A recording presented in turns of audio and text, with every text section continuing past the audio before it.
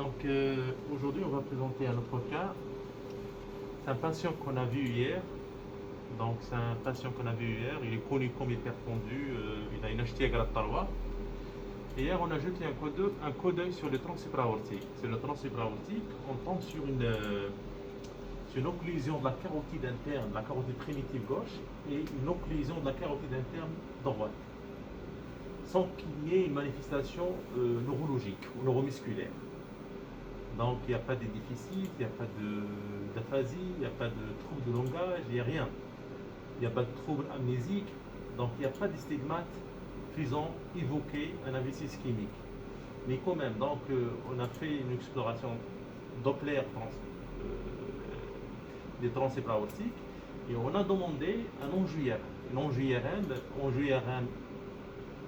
Il l'a ramené aujourd'hui, il a fait aujourd'hui une ONGIRM cérébrale.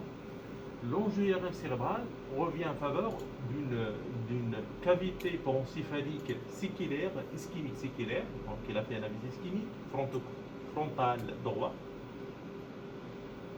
ce qui fait il a fait un AVC ischémique frontal droit, mais sans manifestation neurologique. C'est le premier point d'interrogation. Donc voici les images d'occlusion de la carotide interne. Les images d'occlusion de la carotide interne, c'est la carotide commune droite, c'est la veine jugulaire interne, on passe, on fait le balayage. Couleur. C'est la carotide externe, c'est la carotide interne. Donc la carotide interne, elle ne prend pas la couleur. Donc voici une coupe longitudinale, c'est la carotide externe. Alors, voici la carotide externe. On corrige l'angle gauche, l'angle, le tir.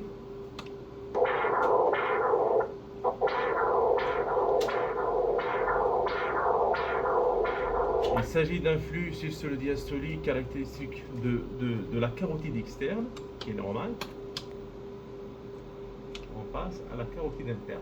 Voici la carotide interne. Très bien. Donc la carotide interne, elle est thrombosée. Donc il s'agit d'une occlusion thrombotique.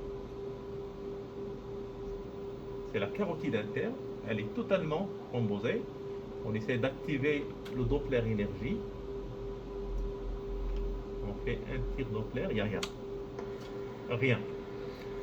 Donc il s'agit d'une occlusion thrombotique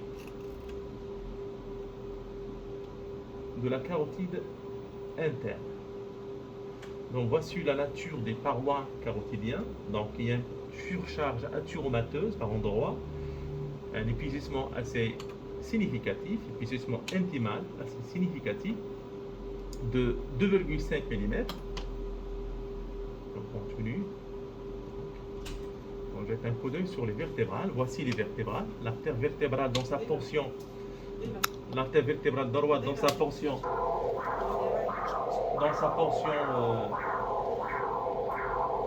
transversaire, donc un flux normal. On jette un coup d'œil sur le côté contralatéral, c'est la carotide. Voici la carotide commune, la carotide primitive gauche.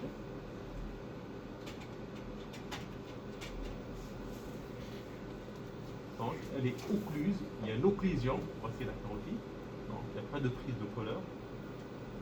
Occlusion totale.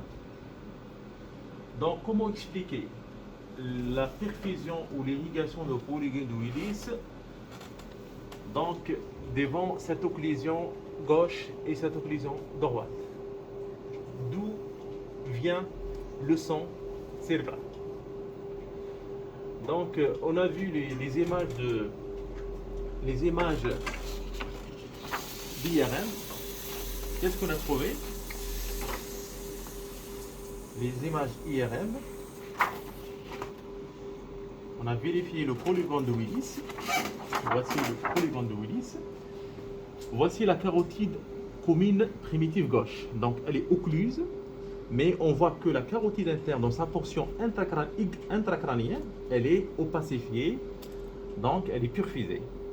D'où vient cette alimentation? Cette alimentation vient de l'artère vertébrale homolatérale par un réseau de suppléance. Voici la réseau de suppléance qui alimente en intracrânien la carotide interne et par la suite l'artère cérébrale moyenne, ce qu'on appelle l'extrapolation, c'est l'artère sylvienne. Donc il y a une opacification. Donc le polygone de Willis, il est fonctionnel dans cette fois-ci. Et pour la carotide interne, la carotide, très bien. Voici l'artère vertébrale droite, elle est normale. Le tronc basilaire, on voit le tronc basilaire, l'union de deux segments vertébraux V4. Donc les deux s'unissent entre eux pour former ce qu'on appelle le tronc basilaire. On voit le tronc basilaire, il prend le contraste. Donc il y a une perfusion satisfaisante, donc il n'y a pas de dysfonctionnement vertébro-basilaire.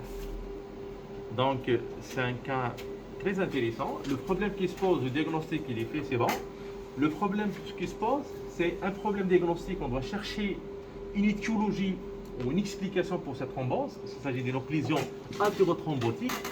C'est un sujet qui n'est pas connu comme porteur d'une cardiopathie rythmique emboligène, mais quand même on va le programmer pour un enfer de 48 heures à la recherche d'une AFA, d'une fibrillation atriale paroxystique, afin d'expliquer cette situation. Et pour le traitement qui nous inquiète, le traitement dans cette situation, il n'y a pas de traitement chirurgical. Le traitement chirurgical n'est pas indiqué. Tant que le polygone de Willis est fonctionnel, le traitement chirurgical n'est pas indiqué. Donc on va proposer un traitement médical optimal avec une surveillance. Mais la chose qui n'est pas normale, la symptomatologie. Le patient il ne se plaint de rien, donc il n'a pas de symptômes. Donc sur le plan de mémoire, donc il n'y a pas de trouble amnésique. Sur le plan de moteur ou sur le plan sensitif, donc il n'y a pas de déficit sensorio-moteur.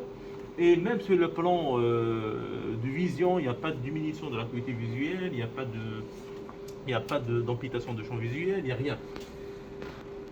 Donc merci.